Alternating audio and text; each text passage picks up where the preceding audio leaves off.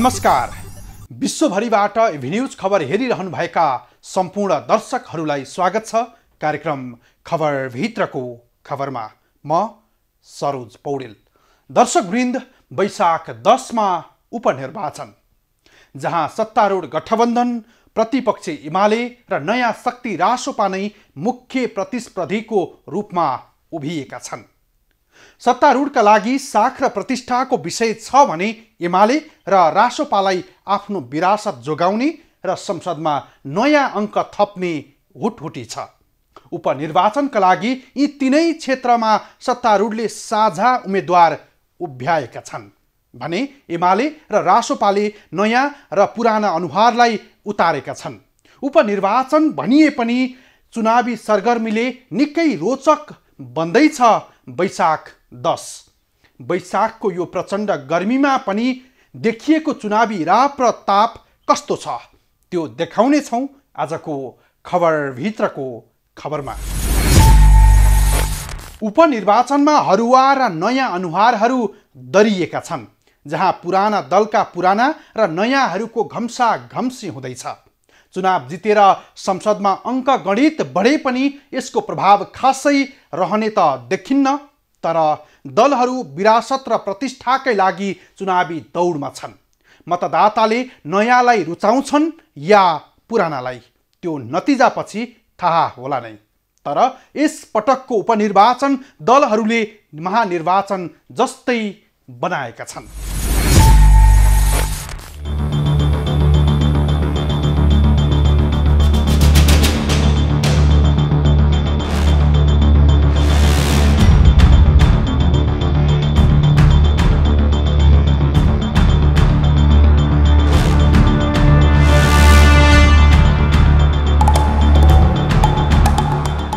उपनिर्वाचनको प्रचण्ड गर्मी, विरासत र प्रतिष्ठाको लडाई। यो आम निर्वाचन होइन, तर दलहरूको यो सक्रियताले चुनावी सरगर्मी महानिर्वाचन जस्तो देखिएको छ। कारण चुनाव जितेर संसदमा अङ्क बढाउने भन्दा पनि विरासत र प्रतिष्ठाको लडाई नै हो।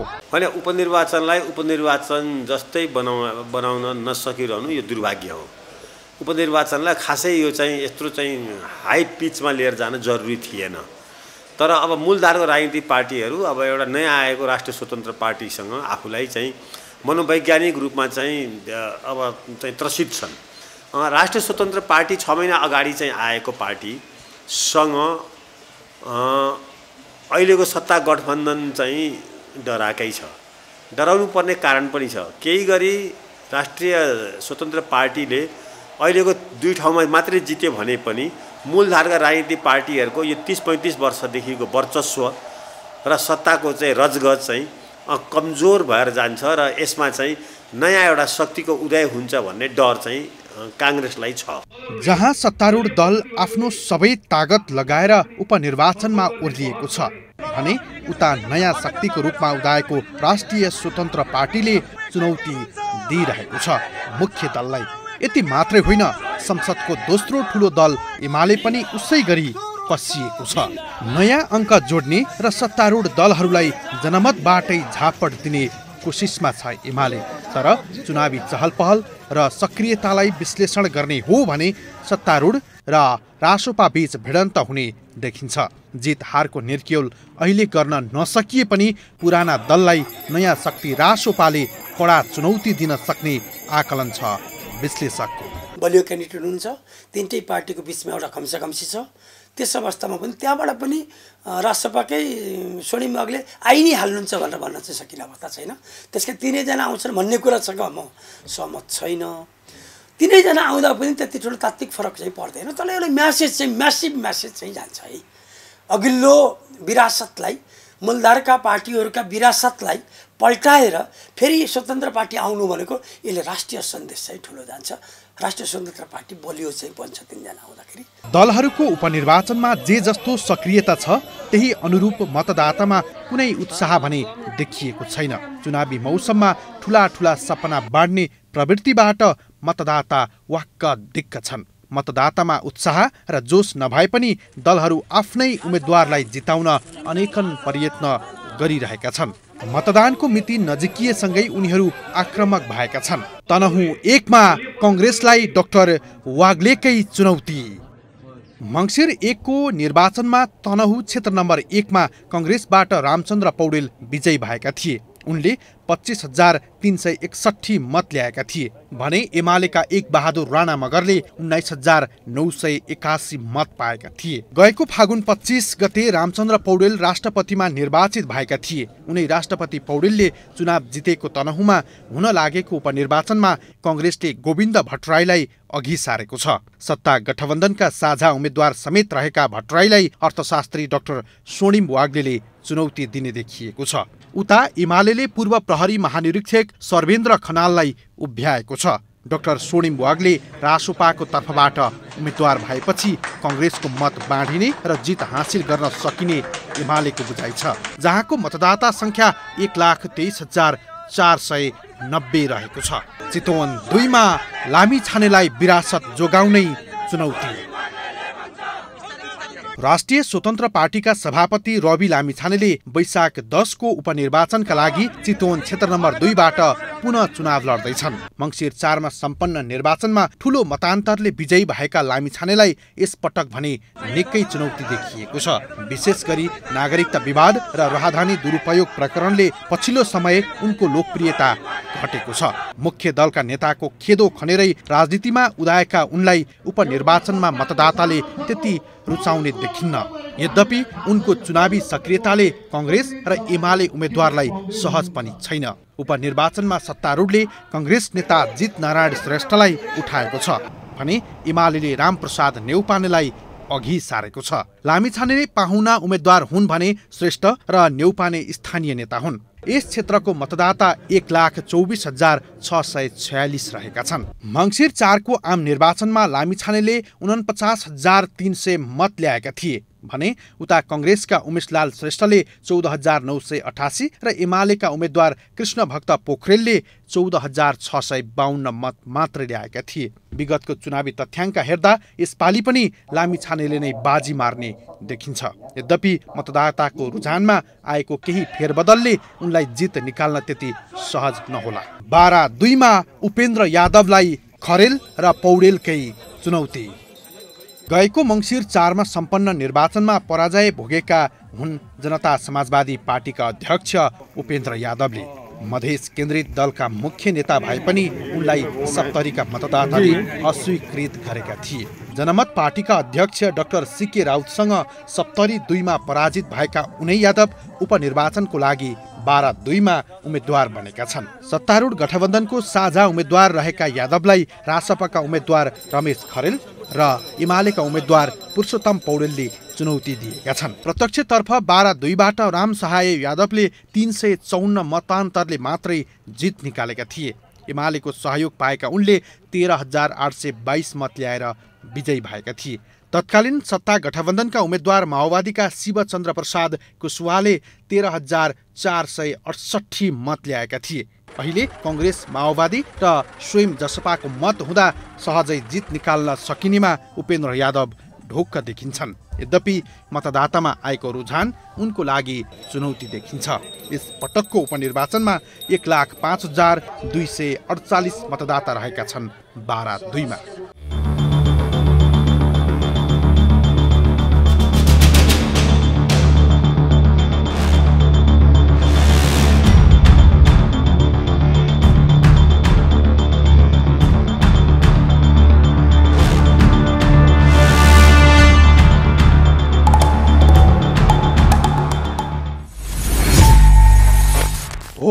दलहरूको दौडधुप र तयारी देख्दा मानौ निर्वाचन मात्रै होइन, यो त महानिर्वाचन जस्तै देखिएको छ, जहाँ सत्तारूढले आफ्नो सबै तागत लगाएर चुनावी कार्यक्रमलाई आक्रामक बनाएको छ भने उता एमाले र राष्ट्रिय स्वतन्त्र पार्टीको सक्रियता पनि उस्तै छ।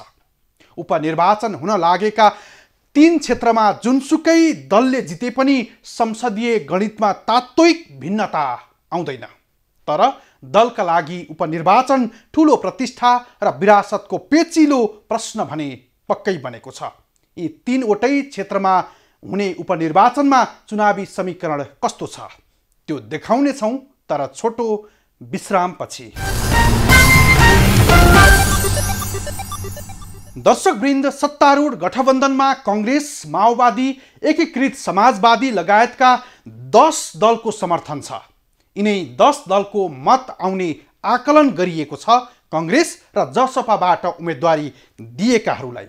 एमाले पनि तिनै क्षेत्रमा आफ्ना उम्मेदवार उठाएको छ। पूर्व मन्त्रीदेखि पूर्व प्रहरी प्रमुख समेत भिड्दैछन् निर्वाचनमा। उता रासोपाले पनि पार्टी सभापतिदेखि अर्थशास्त्रीलाई समेत चुनावी मैदानमा उतारेको छ। जित कसले हासिल गर्छ त्यो अहिले भन्न त मुस्किल छ, तर चर्चित र स्थापित पात्रहरू बीचको चुनावी भिडन्त भने रोचक हुने देखिएको छ।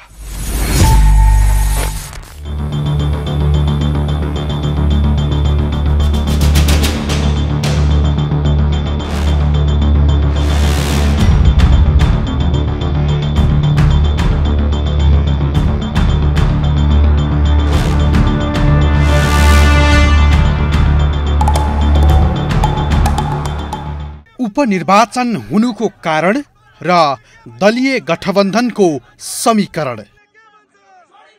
वैशाख 10 को उपनिर्वाचन राजनीतिक दलको पुनः परीक्षण पनि हो, जहाँ गएको मङ्सिर 4 मा सम्पन्न निर्वाचनपछि विकसित घटनाक्रमले हुन लागेको निर्वाचन हो यो, जहाँ दलका उम्मेदवारहरूको उपनिर्वाचनबाट पुनः परीक्षण अर्थात् अग्नि परीक्षाको रूपमा हेरिँदैछ। राष्ट्रिय स्तरमा चर्चित कतिपय प्रभावशाली नेताहरू चुनावी मैदानमा रहेकाले उपनिर्वाचनले देशैभर ध्यान तानेको छ। तनहुँ निर्वाचन क्षेत्र नम्बर 1, चितवन निर्वाचन क्षेत्र नम्बर 2 र बारा क्षेत्र नम्बर 2 मा उपनिर्वाचन हुनुको पछाडि अलग अलग कारण छन्। तनहुँ 1 बाट चुनिएका नेपाली कांग्रेसका नेता रामचन्द्र पौडेल राष्ट्रपति बनेपछि सांसद पद खाली हुँदा त्यहाँ उपनिर्वाचन हुन लागेको हो। बारा निर्वाचन क्षेत्र नम्बर 2 बाट निर्वाचित जनता समाजवादी पार्टीका नेता रामसहाय प्रसाद यादव उपराष्ट्रपति बनेपछि पनि उनी निर्वाचित भएको सांसद पद रिक्त हुँदा त्यहाँ उपनिर्वाचन गराउनु पर्ने परिस्थिति बनेको हो। त्यसै गरी नागरिकता सम्बन्धी विवादमा राष्ट्रिय स्वतन्त्र पार्टीका सभापति रवि लामिछानेले पुनः नागरिकता लिने प्रक्रिया पूरा गर्नुपर्ने लगायतका आदेश सर्वोच्च अदालतले दिएपछि सांसद पद खाली भएको थियो। त्यसकारण चितवनमा पनि यही वैशाख 10 गते फेरि निर्वाचन गर्नु परेको हो। संविधानले संघीय संसद अन्तर्गत 165 सिट पहिलो हुनेले जित्ने प्रणालीबाट र 110 वटा सिट समानुपातिक प्रणालीबाट निर्वाचन हुने व्यवस्था गरेको छ। संसदको आयु 6 महिना भन्दा बढी रहेको अवस्थामा कुनै पनि सिट रिक्त भएको खण्डमा जुन प्रणालीबाट सांसद चुनिएको हो त्यहीबाट परिवर्तन गर्नुपर्ने संवैधानिक व्यवस्था छ। चुनावी समीकरण र कस्ता उम्मेद्वार। निर्वाचन आयोगका अनुसार उपनिर्वाचनका लागि मनोनयन दर्ता गराउने मध्ये राजनीतिक दलका 33 र स्वतन्त्र 36 गरी 69 उम्मेद्वार छन्। तनहुँ 1 मा चुनाव लडिरहेका सबै 9 उम्मेद्वार दलीय पृष्ठभूमिका छन्। चितवन 2 मा 12 जना उम्मेद्वार विभिन्न दलबाट र थप 12 जना स्वतन्त्र उम्मेद्वार छन्। 12 मा भने 12 जना दलका उम्मेद्वारले मनोनयन दर्ता गराउँदा त्यसको दोब्बर संख्यामा स्वतन्त्र उम्मेद्वार छन्। अहिले सरकारको नेतृत्व गरिरहेको नेकपा माओवादी केन्द्रले 3 वटै क्षेत्रमा उम्मेदवारी दिएको छैन। चुनावी दौडमा जम्मा 8 जना महिला उम्मेद्वारहरू रहेका छन्। मङ्सिर 4 को आम चुनाव अघि राजनीतिमा होमिएको राष्ट्रिय स्वतन्त्र पार्टीले 3 वटै क्षेत्रमा उम्मेदवारी दिएको छ। चितवनमा पार्टी सभापति लामिछानेलाई पुनः उम्मेद्वार बनाएको उक्त दलले कांग्रेस पार्टी त्याग गरेका अर्थशास्त्री स्वर्णिम वाग्लेलाई तनहुँ 1 र चर्चित पूर्व प्रहरी अधिकृत रमेश खरेललाई बारा 2 बाट जिताउने लक्ष्य लिएको छ। उक्त दलले कुनै पनि राजनीतिक दलसँग चुनावमा तालमेल गरेको छैन। गएको चुनावमा कांग्रेस र एमालेका उम्मेद्वारहरूले 15,000 भन्दा कम मत ल्याउँदा उनीहरूको तुलनामा तेब्बर बढी मत लिएर चितवन 2 मा लामिछाने विजयी भएका थिए। तनहुँमा डाक्टर वाग्ले र भट्टराईको प्रतिस्पर्धा। तनहुँ क्षेत्र नम्बर 1 मा यो पाली पनि कांग्रेस र एमालेले उम्मेदवारी दिएका छन्। कांग्रेस उम्मेदवारलाई सत्ता गठबन्धनका माओवादी केन्द्र सहितका दलले सघाउने बाचा गरेका छन्। तनहुँमा स्वतन्त्र पार्टीका वाग्ले, कांग्रेसका उम्मेद्वार गोविन्द भट्टराई र एमालेका उम्मेद्वार पूर्व प्रहरी प्रमुख सर्वेन्द्र खनालका वरिपरि चुनावी प्रतिस्पर्धा केन्द्रित हुन सक्ने आकलन गरिएको छ। चुनावी तालमेलबाट सत्ता गठबन्धनको साझा उम्मेद्वार बनेका रामचन्द्र पौडेलले गएको आम चुनावमा एमालेका उम्मेद्वारलाई 5380 मतान्तरले पराजित गरेका थिए। त्यहाँ एमालेका उम्मेद्वारले 19,981 मत ल्याउँदा स्वतन्त्र चुनाव उठेका असन्तुष्ट कांग्रेस नेता गोविन्द राज जोशीले 6,886 मत ल्याएका थिए। उपेन्द्र यादवको परीक्षण 12-2 मा। मंसिर 4 को आम चुनावमा 70बाट पराजित भएका जसपा अध्यक्ष उपेन्द्र यादव 12-2 बाट निर्वाचित हुने उद्देश्यले चुनावी प्रतिस्पर्धामा छन्, जहाँ उनलाई हराउन सीके राउत नेतृत्वले माओवादी केन्द्रबाट आफ्नो पार्टी प्रवेश गरेका शिवचन्द्र प्रसाद कुशवाहालाई उम्मेद्वार बनाएको छ। मंसिरको आम चुनावमा कुशवाहा विजयी उम्मेद्वार रामसाहेब प्रसाद यादवसँग जम्मा 354 मतान्तरले पराजित भएका थिए। एमालेले पूर्व मन्त्री पुरुषोत्तम पौडेललाई उम्मेद्वार बनाउँदा स्वतन्त्र पार्टीका उम्मेद्वारको उपस्थितिले चुनावी प्रतिस्पर्धालाई थप रोचक बनाउने ठानिएको छ।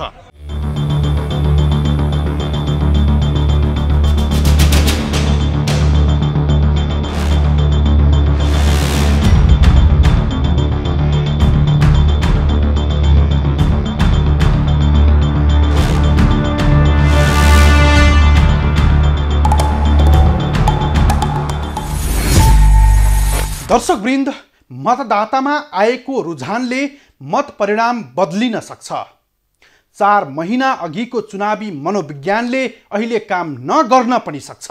यति मात्रै होइन, मंसिर 4 को निर्वाचनमा करिब 12 लाख मतदाताले रुचाएको रासोपाप्रति पछिल्लो समय लोकप्रियता घटेको पनि देखिन्छ, जसले गर्दा चितवन 2 बाहेक 12 र तनहुँमा चुनाव जित्नेमा सत्तारूढ दल ढुक्क जस्तो देखिन्छ भने कांग्रेसको मत रासोपाले घटाउने भएकाले जित निकाल्न सकिने एमालेको बुझाइ छ।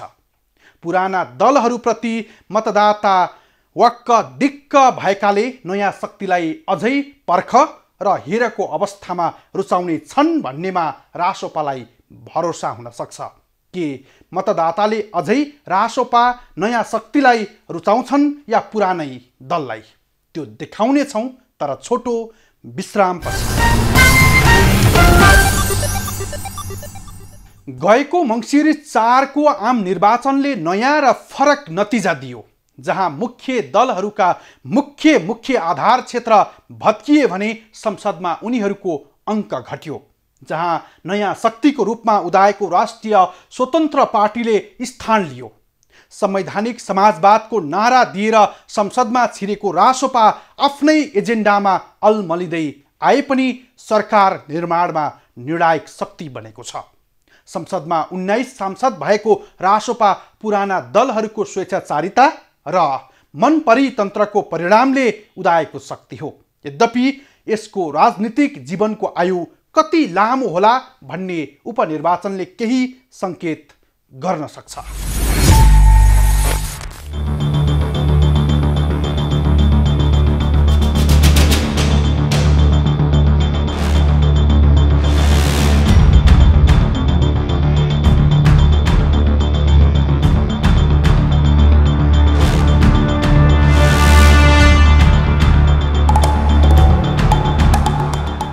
नयाँ शक्तिको उदय, विकल्प कि असन्तुष्टिको नतिजा? गएको मंसिर 4 को निर्वाचनले संसदको गणितीय चित्रमा बदलाव ल्याइदियो, जहाँ राष्ट्रिय स्वतन्त्र पार्टी र जनमत जस्ता दलको प्रवेशले संसदीय गणितमा फेरबदल आएको हो, जहाँ राष्ट्रिय स्वतन्त्र पार्टी चौथो दलको रूपमा उदायो। निर्वाचन हुन करिब 6 महिना अघि दर्ता भएको दलले थोरै समयमा 12 लाख मतदाताको मन जितेको थियो। आम निर्वाचनमा मुख्य दलका उम्मेद्वारलाई कतिपय ठाउँमा हायल कायल पारेर 20 सीट सहित चौथो ठूलो दल बन्यो रासोपा। त्यसले नेपाली राजनीतिमा जमेको पोखरी नै तरङ्गित बनाएको थियो। त्यही अवस्था अहिलेको उपनिर्वाचनमा पनि कायम रहेमा ठूला दललाई उपनिर्वाचन फलामको चिउरा चपाए झै हुन सक्छ। उपनिर्वाचनलाई लो प्रोफाइलमा लिएर गएको भए, लो कीमा लिएर गएको भए काङ्ग्रेसलाई आज यति धेरै तनाव हुनुपर्ने केही कारण थिएन। किनभने पहिला पनि उपनिर्वाचनमा काङ्ग्रेस उठेको हो, हारेको हो।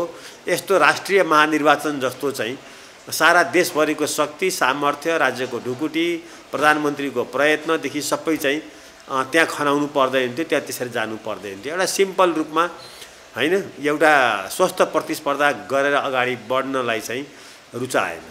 मलाई लाग्छ जति यो निर्वाचन चाहिँ लो प्रोफाइलमा हुन्थ्यो त्यति नेपाली काङ्ग्रेसलाई फाइदा हुन्थ्यो र तनहुँमा गोविन्द भट्टराईलाई फाइदा हुन्थ्यो। अब अहिले के छ मलाई थाहा छैन त्यहाँ, तर चाहिँ यसले चाहिँ राष्ट्रिय सन्देश चाहिँ बोकेको छ।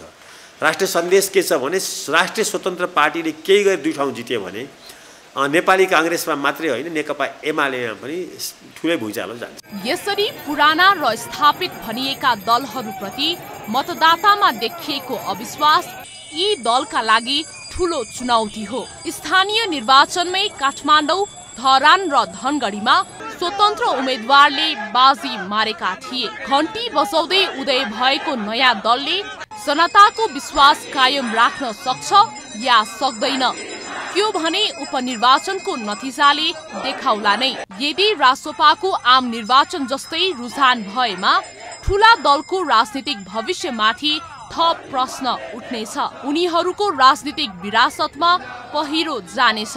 3वटै क्षेत्रको उपनिर्वाचनमा रासोपाले विजय हासिल गरेमा ठूला राजनीतिक दलका नेताहरूका लागि चयनको विषय हुने छैन। मतदाताको यो रुझानले ठूला दलभित्र परिवर्तन खोज्ने युवाहरूलाई ठूलो बल पुग्नेछ। वैकल्पिक शक्तिको परीक्षण। मङ्सिर 4 मा रासोपालाई वैकल्पिक शक्तिको रूपमा हेरिएको थियो। मूलतः कुनै वाद र विचार भन्दा सुशासन र समृद्धिको संकल्पलाई मतदाताले विश्वास गरेका थिए। परम्परागत दलहरूको एकमनावादको गर्भबाट जन्मिएको थियो रासोपा, जसलाई वैकल्पिक शक्तिको रूपमा हेरिएको थियो। तर करिब 4 महिनामा उसको सत्तालोभ र लालसाले उसप्रतिको विश्वासमा धुमिल पक्कै भएको छ। यद्यपि पुराना दलभन्दा रासोपा तुलनात्मक रूपमा काबिल छ भन्ने मतदाता अझै धेरै छन्। विवादै विवादमा रासोपा नेता। पुराना दलका विकल्प भनेर उदय भएको थियो रासोपा, तर आम निर्वाचन भएको 4 महिना यता रासोपा नेतृत्व विवादमै लतपतियो, जहाँ रासोपा सभापति रवि लामिछाने दोहोरो नागरिकता मुद्दामा आफै फसे। उनीमाथि राहदानी दुरुपयोगको मुद्दा अझै छ।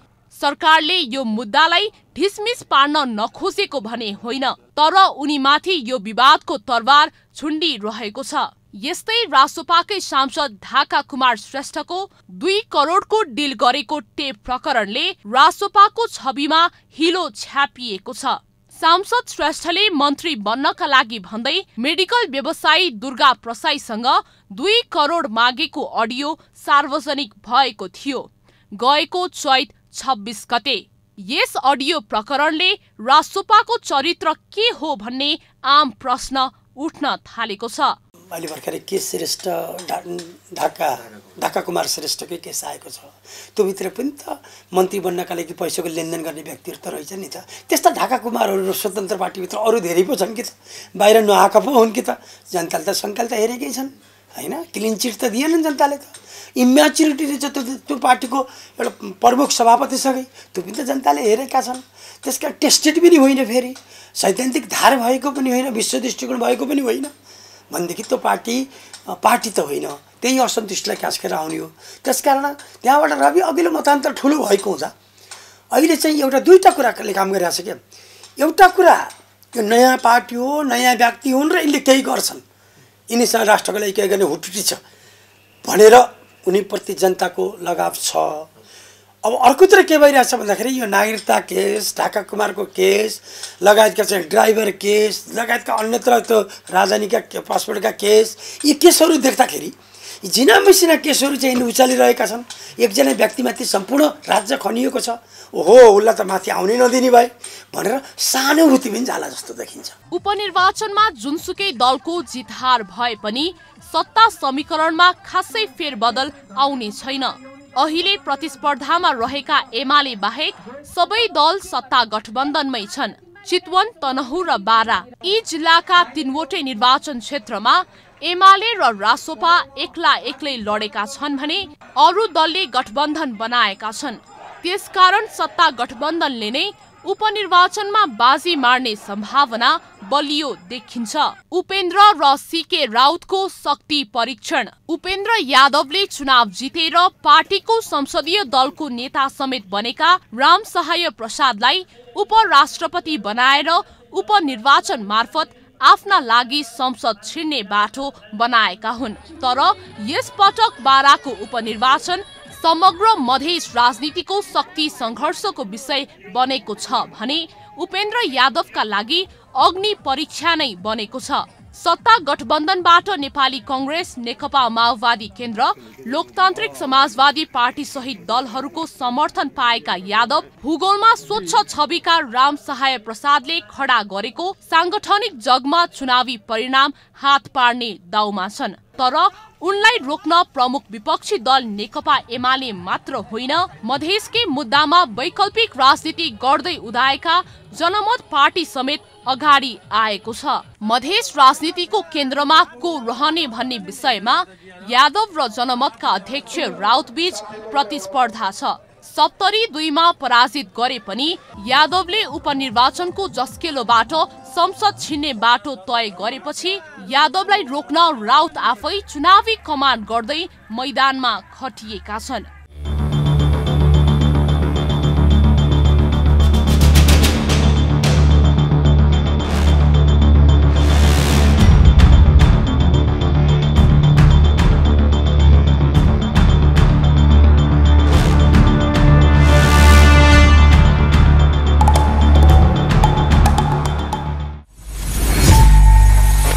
दर्शकवृन्द, 6 महिनाकै अवधिमा राष्ट्रिय राजनीतिमा शक्तिको रूपमा उदाएको थियो रासोपा।